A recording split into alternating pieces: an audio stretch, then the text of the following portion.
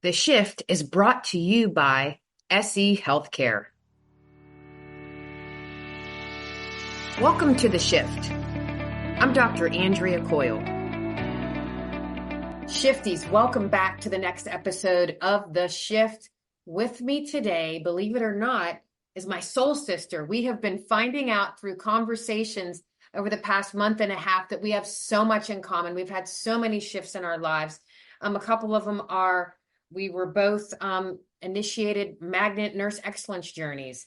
Mindy, what was one of the other ones? There was like three of them that we just talked about. Oh, just are both of us so passionate about nursing and loving our careers in nursing. And every cell of me is a nurse. That was the big one. How passionate we are about elevating this great profession and just celebrating the profession. So, Shifties, it's my pleasure to introduce Mindy Spigel, and just for the folks that are of my generation, the Gen Xers and others, Spiegel was a really popular magazine. So I said to Mindy, is that like Spiegel catalog? Not magazine, Spiegel catalog. And she said, yes. Extra E, more money, right? Right. Now, we're not the catalog, but the same name. Yes. They That's had right. an extra E and a lot more money than we do. Exactly. That's so funny. But anyway, so that was one of our other connections. A lot of people don't even know what Spiegel catalog is. So that was another great connection that we made. Mindy, please take it away.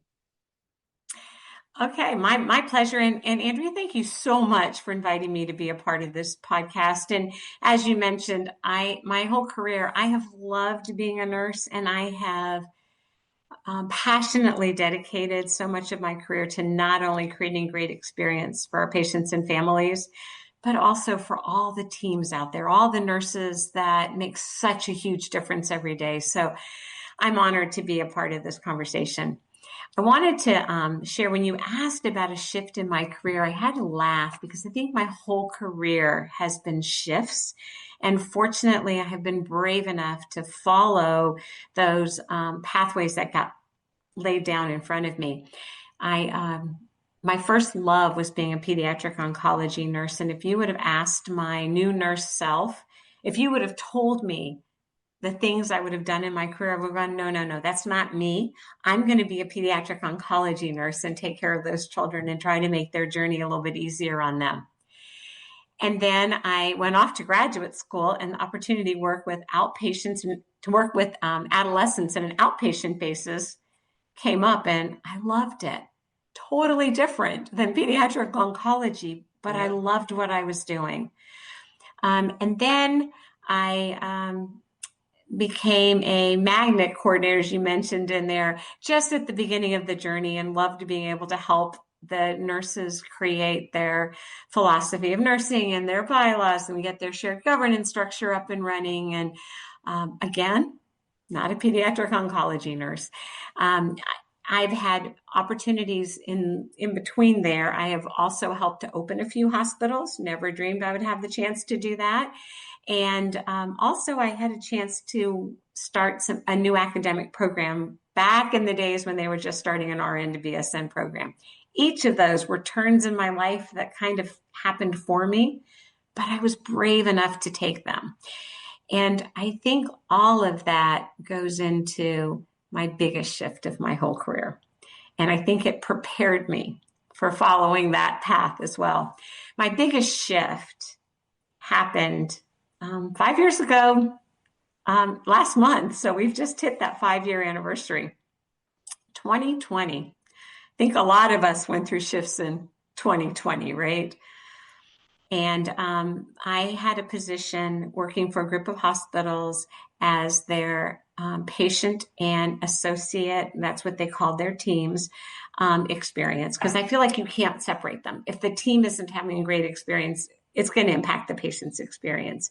So I was trying to help build strong teams and a great experience for everybody that was working there so that they would then be able to hear the stuff I was saying around a patient experience. And I had just finished doing research on patient and family fears and what we could do to help them, and couldn't wait to share all of this when suddenly my position in September of 2020 disappeared. end of August 2020, suddenly disappeared. And I was devastated. It was 2020. What was I going to do now? And I had so much I still wanted to do before my career ended. And I think a big piece of it was, again, I loved being a nurse. I had an amazing career and I didn't have control over, at that time, I thought that was the end and how it ended. So again, took all I had learned about following paths, and great opportunities fell into my lap and I followed those paths. So 5 years later, I look back and go, wow, look what I accomplished because my job went away. Had it not, I would have stayed at this organization I loved and finished out my career and retired, which that was my plan before COVID. And now I've had the opportunity to, I wrote a book. I would have never written a book if my job had not gone away. People had said to me for a long time, you need to write a book, Mindy, you need to write a book. And here I had my research and I needed to disseminate it. And in 2020, I wasn't going to be speaking at conferences to disseminate it. And I had written an article that's tucked away on the Barrels website that a small group of people have, the ability to see and have access to. And I thought, you know what, I want to write a book and I want it to be in a more friendly way to read than a research article. And so I did. So I wrote a book called There's a Snake on My Head. My research, again, is about fear. And the premise is, Andrea, if you're afraid of snakes and there's a snake on your head, and I come in and I say, I have a lot of important things to tell you. How much will you hear with the snake on your head? Like 0. And every day we do that in healthcare. In March of 2020, one of my favorite nurses, Rachel, my focus was on patients and families in fear. And Rachel said to me one day, Mindy, I'm afraid I'm going to make a mistake because I can't focus. I can't concentrate. And without thinking, I went, Rachel, you have a snake on your head, which I had used in my classes for a long time. And she said, you're right, I do. And at that moment, I realized sometimes the team is afraid that they might have a snake on their head and they can't be their best. So I wrote this book and I've had the privilege of speaking at numerous conferences and for different organizations. And then somebody challenged me to do a TED Talk on my research. And again, I'm like, TED Talk? But they challenged me, and the theme was that year was about compassion. And they go, Mindy, you're all about compassion. You have to do this. Again, another road laid out in front of me. So I did. So I did a TED Talk on responding to fear with compassion.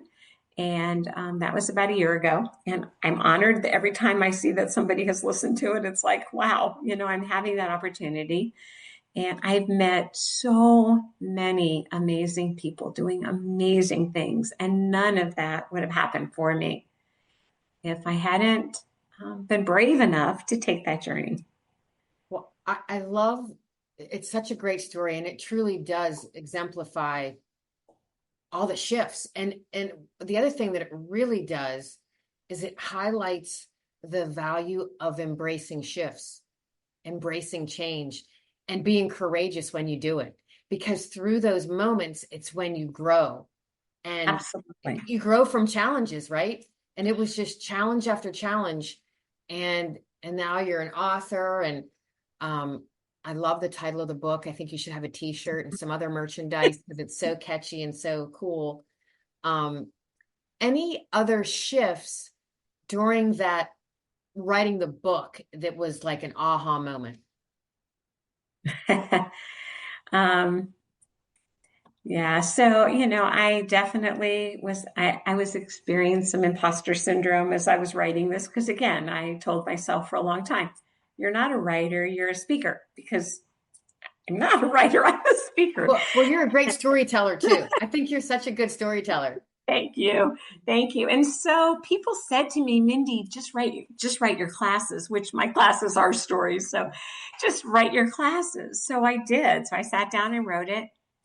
And as I finished the book, I thought, okay, that was fun. It sort of tells the story because it starts as new nurse Mindy and it ends at the end, what was then the end of my career with my research. And I thought it was sort of fun to tell the story of my whole career. And I felt really good about it and felt like I had taken my career, put a bow on it, and it was all nice.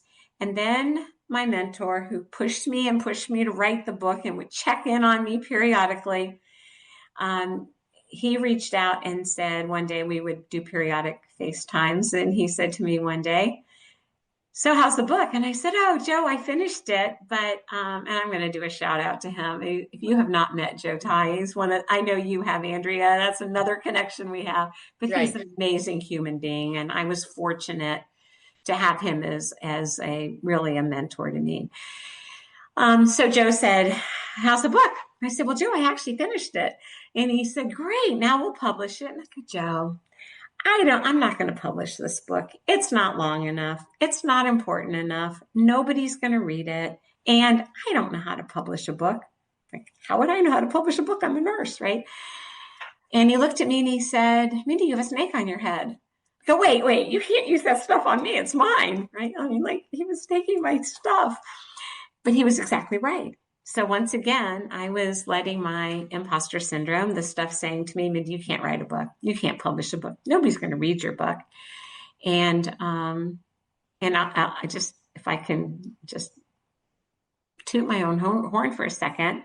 You can. I want you to. I've had probably in 3 years, I've probably had about 2,000 people, and some of them internationally, read my book. I've actually sold my book internationally.